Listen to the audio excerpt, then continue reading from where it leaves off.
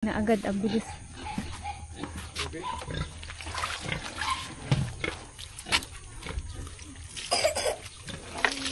Wala na yung baboy, Ban. Sayang. Paglaki sa dito, Bit. Malaki dito, Bit.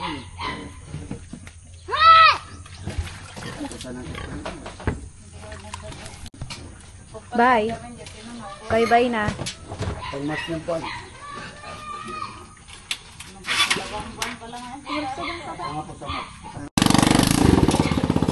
Wala na.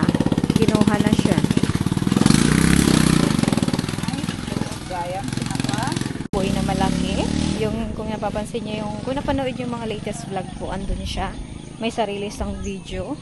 And yeah, may nangyari kasing hindi maganda sa kanya. And baka hindi na rin siya gumaling. So, ang ginawa is ibebenta na lang siya. So, pinick up na siya ngayon. And malalaman natin kung ilan or ilang kilo ang... Ito namang malaking baboy na to, hindi pa to nanganganak. Kaya maganda pa yung katawan niya eh. Tapos malinis siya, malinis yung kulungan niya. Pero wala, pakain lang siya ng pakain, hindi pa nanganganak.